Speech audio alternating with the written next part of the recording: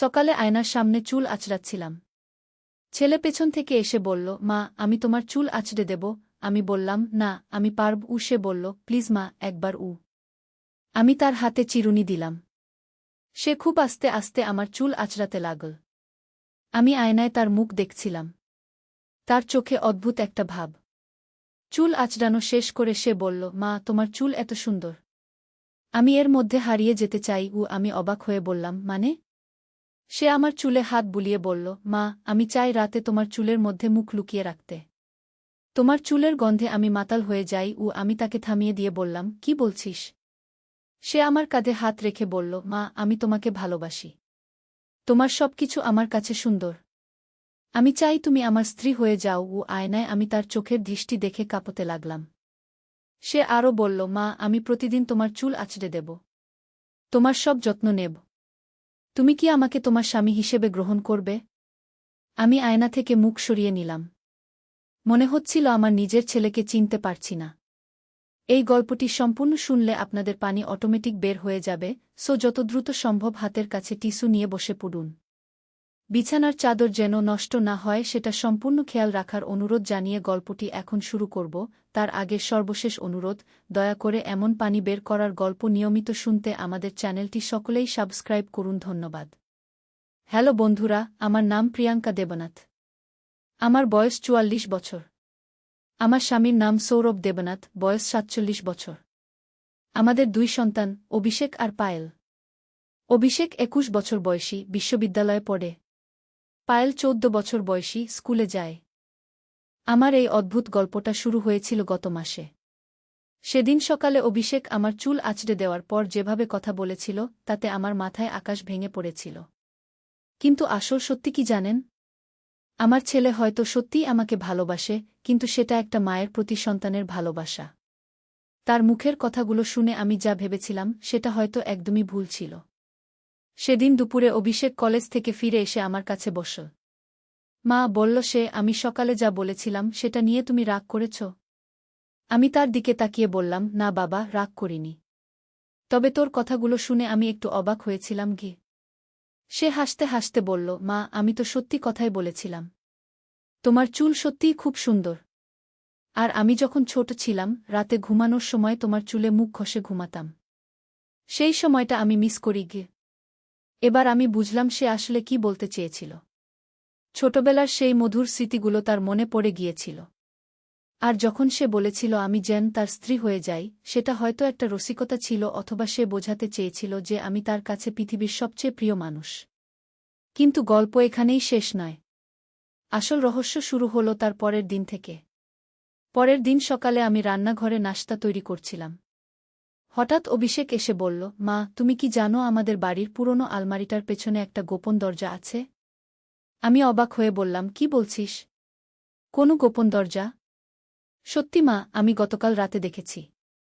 আলমারিটা সরানোর চেষ্টা করছিলাম, তখন দেখি পেছনে একটা ছোট দরজা আছে।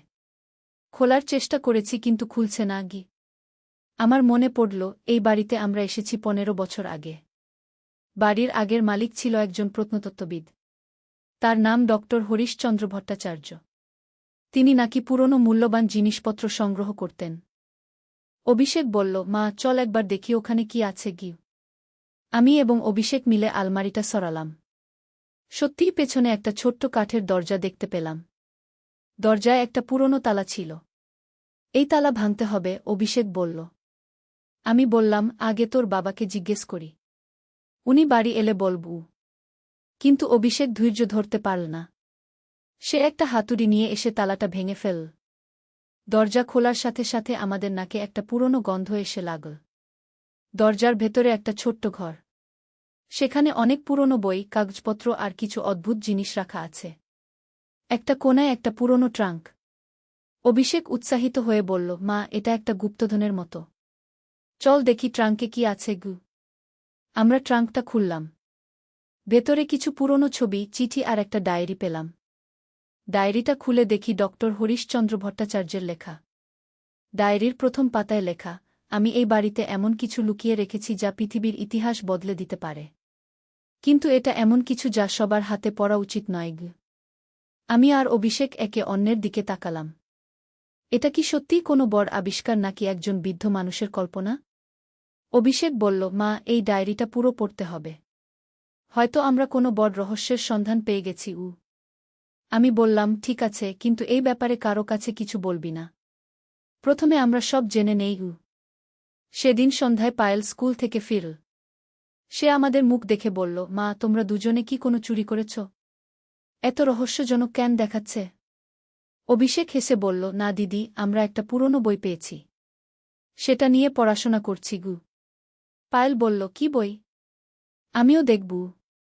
আমি বললাম, এটা খুবই পুরনো আর বিরক্তিকর বই। তোর ভালো লাগবে না গি?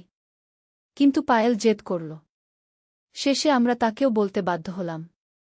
তবে তাকে শর্ত দিলাম যে কারো কাছে কিছু বলবে না।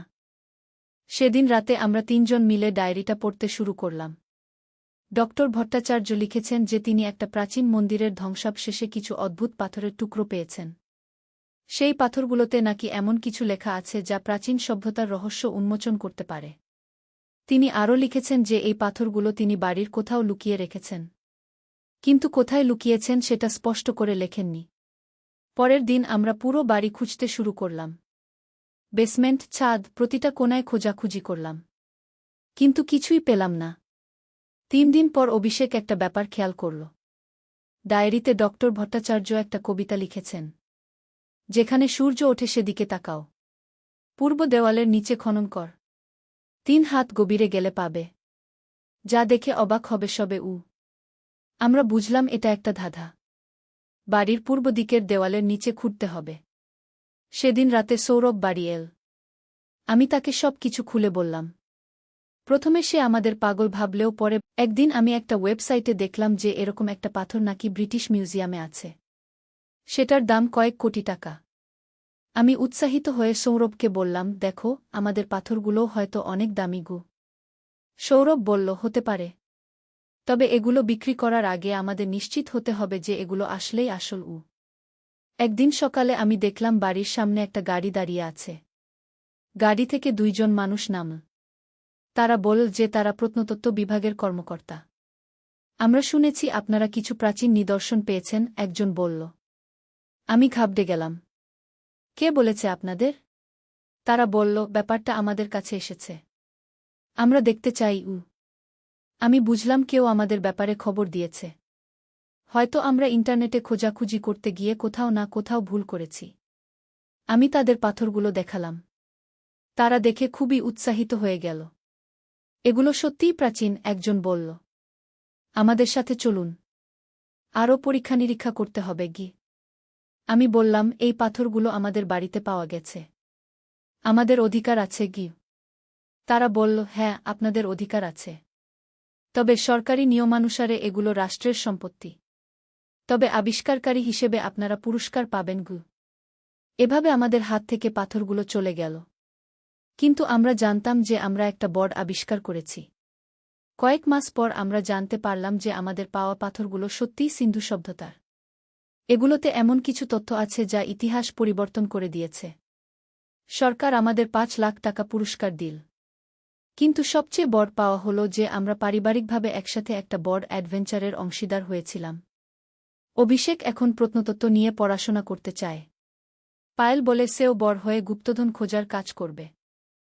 আর আমি বুঝেছি যে পারিবারিক বন্ধন যদি শক্ত থাকে তাহলে যে কোনো রহস্য উন্মোচন করা সম্ভব। সেদিন সকালে অভিষেক আমার চুল আঁচড়ে দেওয়ার সময় যা বলেছিল সেটা নিয়ে এখন আর কোনো ভুল বোঝাবুঝি নেই।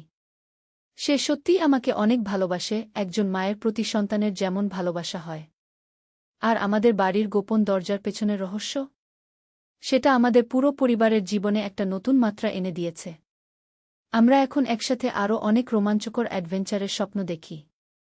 কখনো কখনো ভাবি, ডক্টর হরিশচন্দ্র ভট্টাচার্য কি জানতেন যে তার লুকিয়ে রাখা এই পাথরগুলো একদিন আমাদের পরিবারের কাছে এমন একটা সুন্দর অ্যাডভেঞ্চার নিয়ে আসবে? হয়তো তিনি চেয়েছিলেন যেন একটা সুখী পরিবার তার রেখে যাওয়া রহস্যের উত্তর খুঁজে বের করে। আর আমাদের পরিবারই ছিল সেই ভাগ্যবান পরিবার। এখন আমি যখন আয়নার সামনে চুল আঁচড়াই, অভিষেক মাঝে মাঝে পেছন থেকে এসে বলে, মা, আজকে আমরা কি নতুন কোনো রহস্যের খোঁজ করব? আর আমি হেসে বলি, হ্যাঁ বাবা, জীবনে তো আরও অনেক রহস্য আছে উন্মোচন করার জন্য। পায়েল বলে, মা, আমি যখন বড় হব তখন আমরা পুরো পৃথিবী ঘুরে ঘুরে গুপ্তধন খুঁজব। সৌরভ বলে, আর আমি তোমাদের সবার নিরাপত্তার দায়িত্ব নেবগু। এভাবেই আমাদের পরিবারে একটা নতুন স্বপ্ন জন্ম নিয়েছে। একসাথে অ্যাডভেঞ্চার করার, নতুন নতুন রহস্যের সন্ধান করার। আর সবচেয়ে বড় কথা হল, এই পুরো ঘটনা আমাদের পরিবারের বন্ধনকে আরও শক্ত করেছে। আমরা বুঝেছি যে একসাথে থাকলে, একসাথে চেষ্টা করলে যে কোনো কঠিন কাজ সহজ হয়ে যায়। এই গল্পের শেষে আমি বলতে চাই যে পারিবারিক ভালোবাসা আর একটাই হল জীবনের সবচেয়ে বড় গুপ্তধন। যে কোনো রহস্য, যে কোনো অ্যাডভেঞ্চার এই ভালোবাসার কাছে তুচ্ছ। আর হ্যাঁ, আমাদের বাড়িতে আরও কোনো গোপন দরজা আছে কিনা সেটা এখনও আমরা খোঁজাখুঁজি করছি। কে জানে, হয়তো আরও কোনো চমকপ্রদ আবিষ্কার আমাদের জন্য অপেক্ষা করছে। তবে এবার আমরা আরও সাবধান। যে কোনো আবিষ্কারের আগে আমরা সরকারি নিয়মকানুন মেনে এগোব। কারণ আমরা চাই আমাদের আবিষ্কার যেন মানুষের কল্যাণে কাজে আসে। এই ছিল আমাদের পারিবারিক অ্যাডভেঞ্চারের গল্প। একটি সাধারণ সকালের ঘটনা থেকে শুরু হয়ে কিভাবে আমাদের জীবনে একটা অসাধারণ রোমাঞ্চকর অভিজ্ঞতা এসেছিল। আশা করি আপনাদেরও জীবনে এরকম সুন্দর পারিবারিক অ্যাডভেঞ্চার আসবে। মনে রাখবেন, সবচেয়ে বড় গুপ্তধন হল পারিবারিক ভালোবাসা। কিন্তু আমাদের রহস্যের গল্প এখানেই শেষ নয়। কয়েক সপ্তাহ পর আরও একটি অদ্ভুত ঘটনা ঘটল। একদিন সন্ধ্যায় আমি রান্নাঘরে কাজ করছিলাম। হঠাৎ অভিষেক দৌড়ে এসে বলল, মা, তুমি বিশ্বাস করবে না, আমি আমাদের বাগানে আরও একটা অদ্ভুত জিনিস পেয়েছি।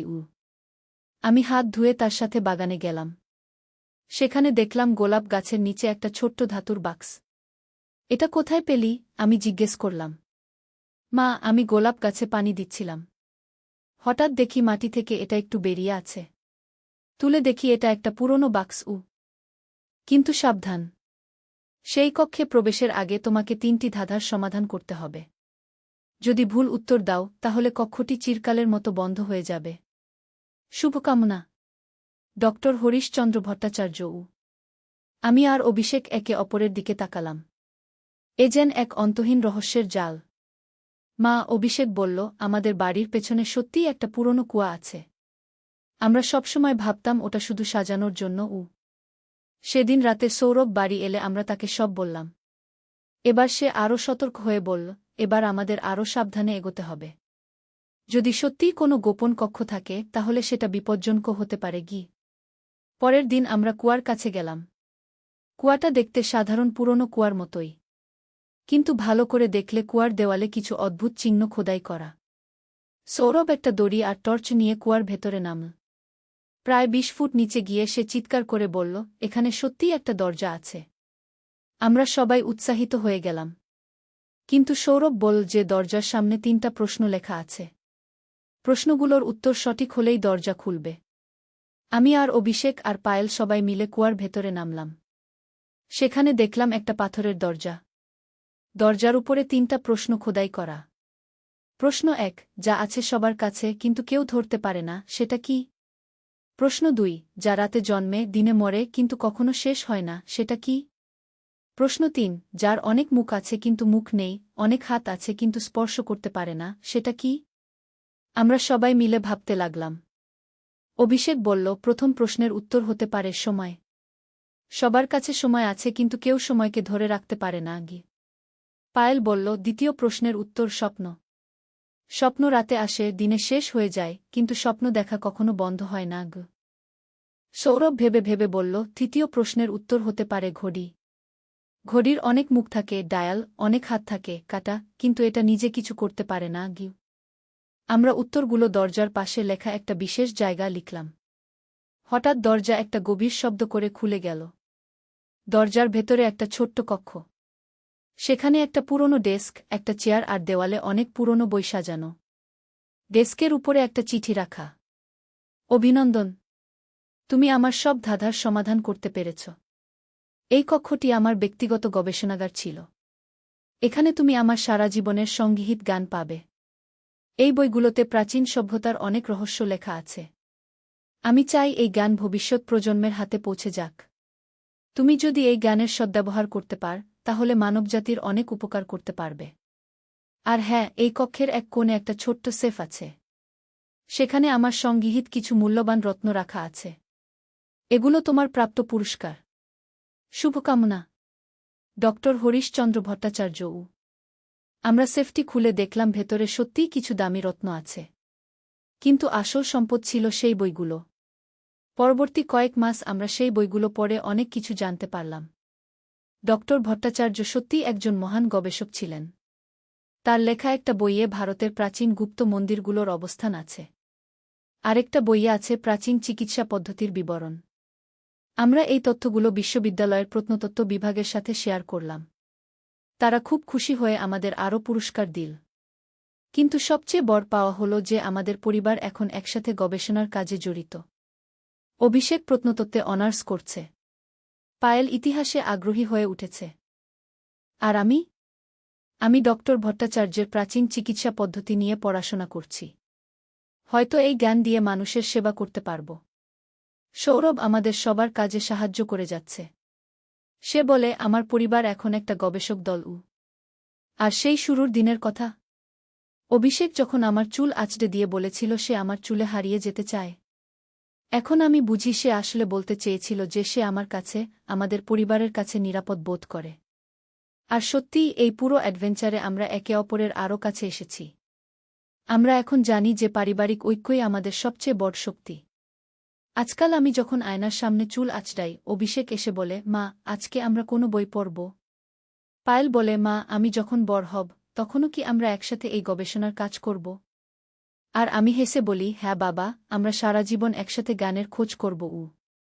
এই গল্পের শিক্ষা হল যে জীবনের সবচেয়ে বড় গুপ্তধন হল পারিবারিক ভালোবাসা আর একতা। যখন পরিবারের সবাই একসাথে থাকে তখন যে কোনো রহস্যের সমাধান সম্ভব। আর হ্যাঁ, আমাদের এই অ্যাডভেঞ্চার এখনও শেষ হয়নি। ডক্টর ভট্টাচার্যের বইগুলোতে আরও অনেক রহস্যের ইঙ্গিত আছে। হয়তো ভবিষ্যতে আমরা আরও বড় কোনো আবিষ্কার করব। কিন্তু যাই হোক না কেন, আমরা জানি আমরা একসাথে আছি। আর এটাই আমাদের সবচেয়ে বড় সম্পদ। এই ছিল আমাদের পারিবারিক রহস্য আর অ্যাডভেঞ্চারের সম্পূর্ণ গল্প। আশা করি আপনাদের ভাল লেগেছে। আর মনে রাখবেন, প্রতিটি পরিবারেই লুকিয়ে আছে অসীম সম্ভাবনা। শুধু দরকার একসাথে থেকে সেই সম্ভাবনাকে কাজে লাগানো।